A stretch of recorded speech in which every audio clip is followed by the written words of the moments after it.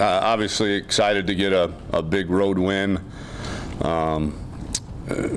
As I said post-game, great environment. I think West Virginia's got a lot to be proud of in terms of their fan support and just the atmosphere of the game. And Coach Brown definitely has them headed in the right direction. And then, this week speaks for itself. Extremely excited to start preparing. Obviously, that began a little bit last night, but mostly in earnest this morning. So I hadn't had a whole lot of time to study them just yet, but we'll be burning the midnight oil tonight, trying to figure out a way to score some points and hopefully hold them to something reasonable with that offense they have. Injury update. Cade Brewer is progressing and will progress into practice. He did not have a concussion, which was good. Chris Brown, with his thigh contusion, will progress into practice tomorrow. DeMarvion Overshawn was kind of the highlight. Ran really, really well yesterday on the side of practice, and we plan to practice him, barring any setbacks, on Tuesday. Kind of work him into practice. Obviously, we're not going to just throw him in and run him a million snaps, but he looks like again, barring any setbacks, that he'll be available this week. Jordan Whittington is doubtful but progressing. So I think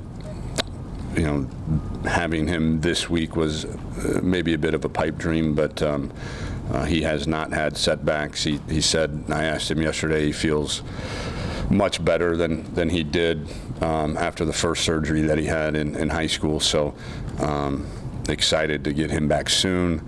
And then Colin Johnson practiced full yesterday. So again, barring any setbacks, we plan on him playing as well. Questions? Start on the left, Chip. Tom, can you talk about Oklahoma's offense, especially their running game? I think they're averaging 7.8 a carry. What you're seeing, how they're different in the running game this year than maybe in recent years? Yeah, and not a whole lot different. Obviously, they're going to hang their hat on the counter tray play and an inside zone. It's what they do. It's what they've been doing since Coach Riley got there. I think probably the only difference, is the design quarterback runs. I haven't watched a ton of them offensively, throughout the season. When you do get a spare minute, as an offensive guy, I try to throw on, their offense or Ohio State's offense or, some of the prolific offenses just to see what they're doing. And, Jalen Hurts is a different animal back there in terms of the style of run game. Obviously, Kyler, dynamic runner, but just was used a bit differently. So, a ton of respect for how adaptable I think that offense, kind of evolves over the years based on personnel. But they're going to hang their hat on counter tray, zone, and now the added element of some quarterback runs. In the middle, Brian? Yeah, I wanted to ask about Jalen. The games I've seen, Tom, he's literally running in the open there's no one around him. I mean, is that? You got to cover C.D. Lamb and all those Charleston Rambo and Theo Weiss and all those guys. Yeah. So maybe it's that. But is it their blocking? Is it him? Is it with his defense they played terrible? I mean, what was it? No. Again, I think his scrambles, I think, are probably what you see him get the most open on, because once you do realize it's pass, I mean, you better go cover those guys, and so that leaves some pretty big voids in the field, and then in the quarterback run game too. I mean, it's why we believe in it to a certain degree, that You know, you literally have added an extra player and that ability to block for the quarterback. So both of those two things combined allows him to find a lot of space in the run game. And then a big picture question. You've been in the rivalry game 2 years now, played them again in Arlington. But the Cotton Bowl itself, I mean, has this game lived up to the hype in your mind of what you thought it was and what it means for Texas and what this game means for Texas fans? Absolutely, yeah. You know, I think there was some you know, public opinion that having the championship game, you know, being in Dallas as well, and then when it does, when we're fortunate enough to be in that game against Oklahoma, that it would diminish maybe the mystique, if you will, of the Red River Showdown, and it hasn't, in my opinion, at all. It is one of, if not the greatest games in college football. You know, I've been a part of some pretty cool rivalries in my day. The Battle of the Piney Woods is a big one. I mean, you guys chuckle, but I mean, they hate each other. I mean, hate each other. You know, Iowa State for 3 years, and then obviously Michigan, Ohio State for 3 years. So it's been pretty cool to be a part of all of those. But this one, it takes the cake just because of, you know, it being interstate rivals. The two states in general don't get along very well. And then to have it at such a historic venue during the Texas State Fair, I think it's cool that it's always on our soil, which is just everything that surrounds the game. It makes it one of, if not the best games in college football. Steve? Coach, it's kind of in the same vein. The fact that you've seen Oklahoma twice in the last, well, that must be the third time in the past year, does that help you prepare for them better because you have more on film? And then second, can you give us an update on Keontae and his neck and his stinger and stuff? Yeah, he's fully cleared. Practiced yesterday, so Keontae's fine. A little bit different on both sides of the ball because you know, new defensive staff, so that changes things certainly from an offensive breakdown standpoint. And then you know, again, I think that their offense does such a good job year to year and even throughout the year of adapting itself to its personnel strength. You know, quite a few new offensive linemen, obviously the new quarterback with a different skill set, and they haven't missed a beat. And so I think our defense can glean a little bit from the last couple of meetings that we've had from them, just from hey, who are these people philosophically? But in terms of the schemes and formations and people that they have doing them, they're quite a bit different this year. Kirk? Lincoln Riley, what do you admire about him as a head coach and what he's done in 2+ years? And are you guys kind of cut from the same cloth? Well, he's been able to stay thin for 3 years. I know I haven't done such a good job of that in 3 years of my job, so I definitely admire that about him. Yeah, his creativity offensively, his ability to you know, stay so involved in the offense and yet tackle the requirements of being a head coach of a premier program in the country. And are we cut from the same cloth? I don't know. But I do know before we became rivals, you know, we used to talk a lot of shop and you know, talk football and all that stuff. So we share similar philosophies, I think, when it comes to offensive football, for sure. You far right, Joe? Is the plan to start Deshaun and Anthony at corner again this week? We'll see how they practice. I mean, today's Sunday. And then if Or they, Monday, sorry. If they do, what's the significance of two guys who play the same position from the same high school, now playing at the same university and about to maybe be starting in this rivalry game? Not much. I mean, I'm not trying to be smart aleck. I mean, it's a bit irrelevant, where they went to high school. I think it's kind of a neat story, certainly. But it's not going to, once the ball's kicked off, none of that's going to matter. But, there's been a lot of good players come out of Houston Lamar, and, we continue to recruit that school very heavily. And these two guys just happen to be the same grade and go to the same school and have the ability to, earn their way into being starting corners at Texas. Front middle, Ed.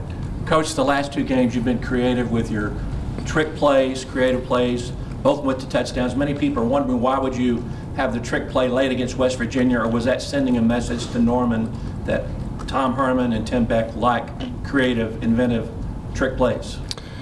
No, it was trying to score a touchdown. I mean, touchdowns are hard to score, especially in the red zone. And so it was just a fortunate confluence of events where, the right hash, or it was on the correct hash in the correct kind of area in the red zone that we had planned on calling that. And so it came pretty easily for us to call that. And I think it's, again, more about, I think what gets lost in the game of football is how difficult it is to score in the red zone when the field is that compressed. There's going to be 2 extra hats at the line of scrimmage in the run game, and when you're throwing the football, you've only got to defend, a few yards. And so it is extremely difficult, and any kind of trick up your sleeve that you can find to gain an advantage on that, touchdowns are, as you guys know around here, we don't like kicking field goals in the red zone. And so we're going to pull out all the stops, if you will, to score touchdowns down there. Thank you. On your right, Cedric. Tell us your first memory of this rivalry, and also, what about this game can you as a coaching staff not be able to get them ready for? They just have to go through it. I mean, we've played in some pretty big games already this year, playing LSU at home and West Virginia on the road were two pretty big, significant games for us. Maybe just running out of the tunnel, knowing that they always get the tunnel, their fans get the tunnel, and there's a lot of not nice things said. They do a good job of looking up your girlfriend's name and your mom's name and all that stuff, and saying things about family members and all that. So other than that, I mean, it's a big game. I mean, and these guys, fortunately for us, our young guys, especially as young as we are, we've been in a couple big games already this year. Front middle. Just the mentality of there's only one game that matters, and that's this week. How have you been able to? What have you learned in managing this particular week? Just because it is same as LSU, same as Sugar Bowl, those type of things. How do you manage this week with your guys? I think the biggest thing is in your practice preparation. We have now for 2 years really studied our our workloads and our energy output, and it's through the roof. This week it was the LSU week. These guys are going to practice really, really hard, so we've got to be cognizant of as a staff to make sure that we're on the field long enough to get our work in, but that we don't wear them down. We want to be fresh. 11 a.m. is pretty early as well, and so we want to make sure we're fresh, but we've also got work to do too. So that's probably the biggest fine line in terms of managing this game. And the good thing is there is no, I always get the question when you're playing La Tech and LSU's the next week, or you're playing West Virginia and OU is the next week. Hey, are you worried about your guys looking ahead? No issues this week. There's not going to be any looking ahead, that's for sure. Anwar? Coach, when you look at Jalen Hurts on film, I mean, how many of his runs are design runs, and how many do you think is just kind of him improvising? Maybe don't give me a number, but what's your thought process? I'd probably say, off the top of my head, maybe 30% are design runs, and 60 to 70%. That would have been really bad math. 70% are scrambles or busted play that he makes right, kind of one of those things. And then as it relates to the receivers and how talented they are, how important is it for you guys to get an effective pass rush so Jalen Hurts doesn't have time to be comfortable back there in the pocket? We talked about that at length yesterday with the defensive staff. We didn't sack West Virginia one time, and that was not concerning because we did disrupt quite a bit. I think we got 2 critical, PBUs by D linemen on 3rd down, and we did press the pocket. But we've got to do a good job of getting on the edge and making him feel uncomfortable. If he's got, I think there was one play in West Virginia, I think Austin Kendall had like 4.4 seconds, standing back there. Like, I don't care who you throw out there in the secondary, 4.5 seconds is a long time to cover somebody. So needs to be a big part of our game plan, is to make him feel uncomfortable. Now, again, I've gone on record that the number of sacks is not necessarily indicative of the effect that a front can have on a quarterback. So I don't want to say we have to sack him a bunch, but we do have to make him feel uncomfortable for us to have a chance in the back end. In the middle, Roger? Tom facing Mayfield and Murray, now Hurts, kind of an embarrassment of riches at quarterback, but as a staff and for TO, pretty amazing to have to defend guys that are starting quarterbacks in their rookie year, and now another guy that's being talked about for the Heisman. #1 picks and Heisman Trophy winners back-to-back years, yeah. And I think we've done an admirable job. I think in all 3 games, including in 17 when we weren't real good, we held them to significantly less to their season average in terms of points allowed. And so you're not going to shut Oklahoma out. So, this is not going to be a 10-7 ball game. And we know that. And our kids know that. And we know that they're going to make plays and they're extremely explosive offensively. But we've got to get critical stops. We got to, when they do, they're only averaging like 8 3rd down attempts a game, and averaging 9.9 yards a play. So, theoretically, statistically, every time they snap the ball, they're making a 1st down. So we've got to limit those big plays. We got to keep it in front of us and get it into 3rd down. And medium to long to where we feel like we can get off the field. But and we got to get turnovers. We've been very successful around here when we've won the turnover battle. I think now that I think we're 13-2 in our 3 years here, 13-2, 14-2, something like that when we've won the turnover battle. So we got to make sure that we get our hands on some of the balls too. On your left, Caleb. Tom, being a Texas X and obviously the head coach at UT, how would you describe the significance of the hook-up hand gesture, not just from a symbolism standpoint, but also where it helps in recruiting and branding? I don't know that it helps in recruiting or branding. I think, all the Texas schools have one. I know there's Sikkim Bears and Gig'em Aggies and Recum Tech and, all of those hand signs, eat 'em up Cougs, all that. We think ours is special because of, how historic it is, but, it's special because this place has been pretty dang good, throughout the course of the 20th century and then into the 21st century. And so I liked the fact that when we got here, we made a very big point of kind of bringing, it sounds hokey, but our school spirit back.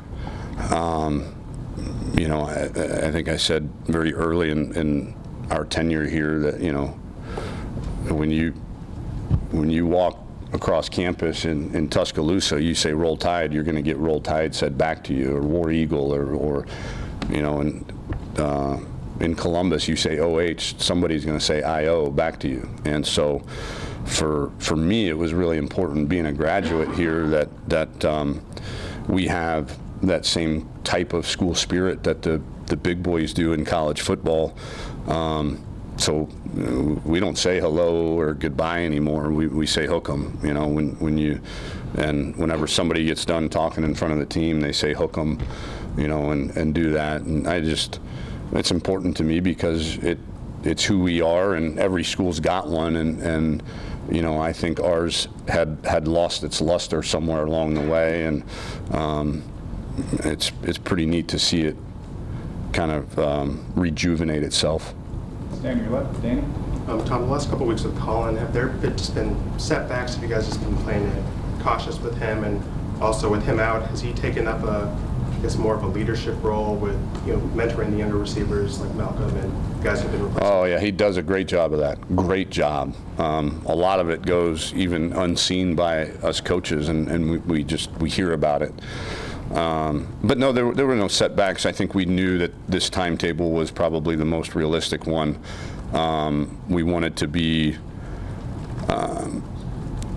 the minute we got the MRI. So I guess, yes, technically there was one. So he was not feeling right in the LSU game, and probably our best guess is the stretched out catch that he made against La Tech might have started something, and then the LSU game he didn't play like himself, didn't feel like himself, and so we shut him down for the Rice game, and then we thought it was going to be really, really minor, and then in prep for whoever we played after Rice, was that Oklahoma State? Yeah, then there was a setback that Sunday, and so it was immediately get the PRP injection, and let's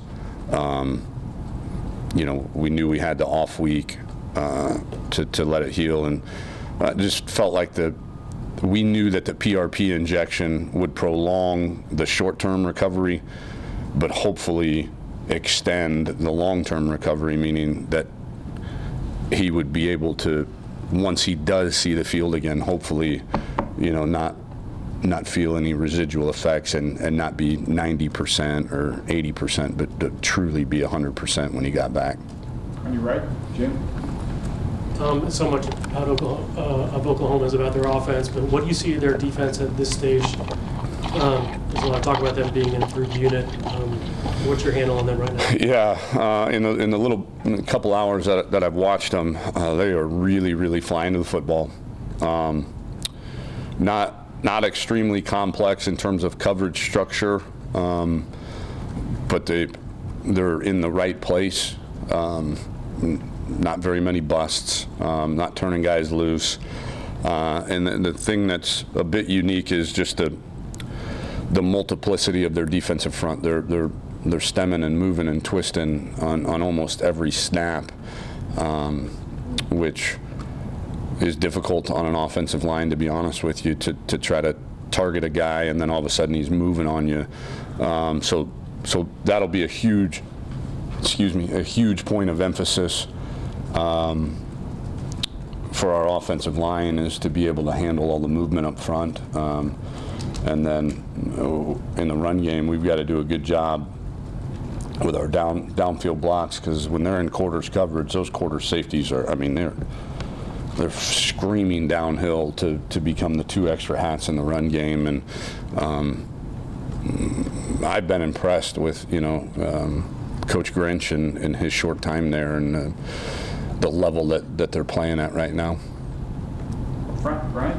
Tom, I wanted to ask you about a specific drive in the second quarter against West Virginia. You had Wiley, Washington, Kirk Johnson on the field, and the thing was that you basically had the backups in there when it was still crunch time. It wasn't mop-up time at all. And I wonder, is that a reward, or was that a conscious effort on y'all's part? Hey, let's get some young guys out here, get them some experience when it counts. No, it was.